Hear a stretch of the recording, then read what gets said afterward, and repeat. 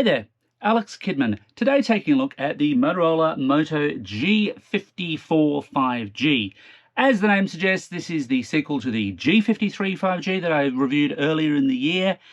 And like a lot of sequels, it's not quite as good. Well, no, that's not true. Not this time. Because this is the sequel that's actually been worth waiting for. This deals with nearly every complaint that I had about the G53 5G, nearly everything that I thought, yeah, Motorola could have done better. They have done better with this particular phone. I like it a lot. It's very good value with a few little quirks. Let's get into it. In terms of design, look, Motorola has very much settled into a specific kind of design language for its budget phones. And look, the G54 does not massively differ from the G53. Really, it's a tiny bit smaller. It's like 6 grams lighter. Can you feel 6 grams in your hand while you're holding a smartphone? I know I can't. But it feels like very much the same phone, but it's not. There are some significant upgrades here. The biggest one is in the screen. On the G53 5G, you got a 1600 by 720 pixel display at 120 Hz. On the G54 5G, that bumps up to 2400 by 1080. A big jump in resolution that's very, very welcome at this price point. I should point out, by the way, the G54 5G is also cheaper in Australia than the G53 was at launch. Again, a nice welcome touch there. In terms of color choices, look, I'm a known fan of blue phones. You can tell this is a blue phone.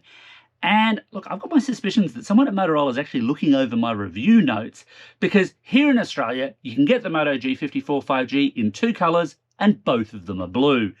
Midnight blue and indigo blue, which is what I've got here to be precise. And look, yeah, that plays to my personal taste biases more than a little. But further research does reveal that there are at least 2 more hues that the Moto G54 5G comes in certain international markets. So yeah, here in Australia we get 2 blues, but actually there are 3s. We're not getting the glacier blue and we're not getting mint green if you like green phones. So Motorola could have maybe done a little bit more here, but I feel like I'm being really kind of critical. On the back, there's a soft matte finish. It's quite nice actually to hold, although I've got to be honest, my phone has spent nearly the entire time in this plastic case because I'm a big fan of phone cases. They just make a lot of sense, even for these low-cost phones. Just protect your phone, people. It makes sense.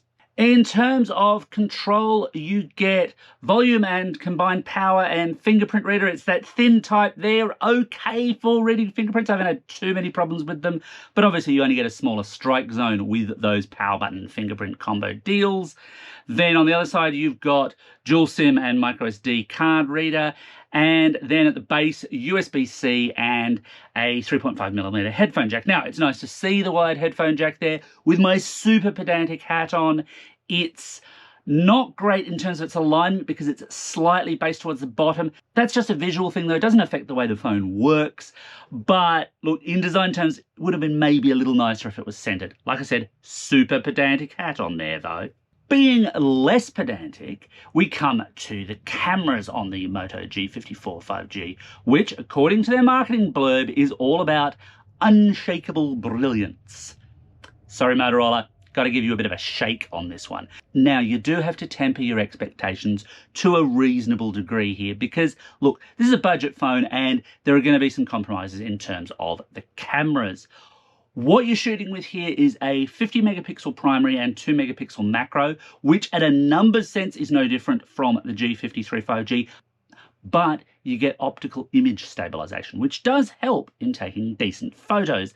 That 2 megapixel macro does not, because it's very ordinary, like everyone's 2 megapixel macros. I don't want to pick on Motorola specifically here, because basically if you've got a 2 megapixel macro in a budget phone right now, generally speaking, you're going to struggle to get particularly pleasing results a lot of the time. Sometimes you can get a decent shot, but it's a lot of work. Around the front, there is an upgrade. It's bumped up to a 16 megapixel selfie sensor. So that's nice, and its selfies shoot okay without being necessarily brilliant. And that's really the kind of story of this phone's camera capabilities. Are they brilliant like Motorola claims? No, that's an overshoot. Are they fine? Yeah. That's fair. They're totally fine within their price bracket. They shoot about as well as every other camera I've tested in this price bracket. Underneath the hood, Motorola's made some largish changes. So the G53 5G ran on a Snapdragon 480 CPU, but the G54 runs on a MediaTek Dimensity 7020. And look, there was a time when if I saw MediaTek on a spreadsheet of specs for a phone, I'd shudder because they were cheap, they populated lots of budget phones, but it also meant they were kind of dreadful, they were kind of slow, they were kind of compromised. That's no longer the case. MediaTek's really impressed me this year, actually, pretty much across the board, from the high end all the way down to the low, but especially in the low, in terms of what they've been able to deliver at a certain price point. There's still processors that you buy to meet a price point, as you do with every phone, I suppose, but they're generally quite good. And look, this is shown in most of the benchmark testing I've been able to do. So Geekbench 6 CPU, for example, yes, it's a decent bump up from what the G53 5G could do, and in fact, it's also a reasonable bump up from a lot of the other phones you can get at around this price point. Good CPU performer. 3D performance, little bit of a different story here, because some of the benchmarks that I wanted to run won't actually run on the Dimensity, which I found interesting, because they would run on the G53 5G. Basically, it's a bit of a same story for 3D benchmark performance, but where the G54 jumps ahead is in RAM, because the G53 had 4 gig, this has 8.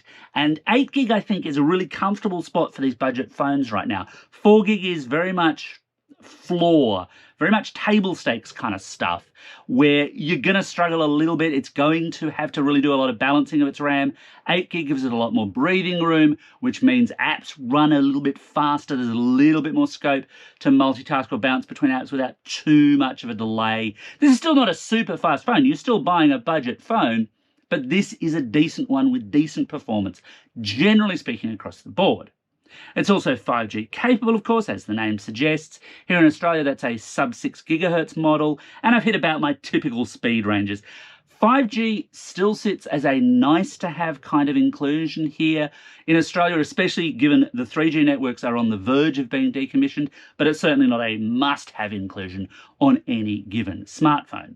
As with most of Motorola's phones, you get their standard fairly light launcher and Moto action, so I can shake the phone a couple of times to get the flash to go off or switch the camera on, that kind of thing. And that's good, that's all quite welcome. What's less welcome is Motorola's update schedule for this phone, which is just kind of lousy, honestly. The issue here is that the phone that I'm testing, the phone that I'm holding right now, is running Android 13, and Motorola's only guaranteeing it one software upgrade, which means it's only going to get to Android 14, which is this year's version of Android. And here, competitors are doing more. They're doing 2, 3, 4, up to 8 years, of course, with the Google phones. And look, very unfair to compare a $1,000 phone with a $299 phone, for sure. But basically, Motorola could do more here and they're not. And I wish they were, because this would make this a better value phone for the medium to long term, not just for right now. On the battery front, the G54 5G packs in a 5,000 mAh battery, and that's pretty much standard across most Android phones these days. Not quite all of them. Some of the thinner or weirder ones have smaller batteries. A lot of the folding ones have smaller batteries, but 5,000 is very much expected, even within budget phones. Don't be fooled by that number. It's very much just a standard kind of number. And of course, it's not just a numbers game. It's about what actually happens when you're using the phone and testing the phone. And I was kind of keen to see what would happen here with the jump to that MediaTek processor, but also with the jump to a higher resolution screen. It's nice, it's great for video and apps and gaming and stuff like that, but of course, higher resolution needs more power, or you would think. So I ran it through my standard battery benchmark, and I should say if you want the full benchmark charts, they're in the print version of my review, which you'll find a link to in the description below, and it did well. I got 96% battery remaining after an hour's YouTube video watching.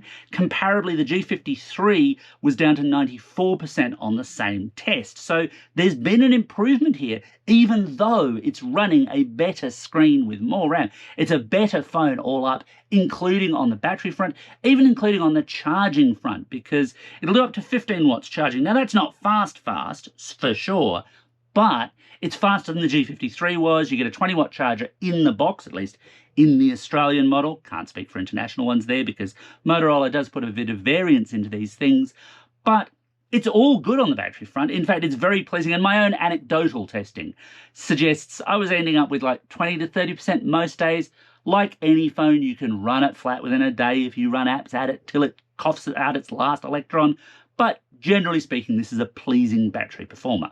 So should you buy one? Well, look, Motorola's taken nearly everything that I had to complain about in the G53 and fixed it in the G54, nearly everything.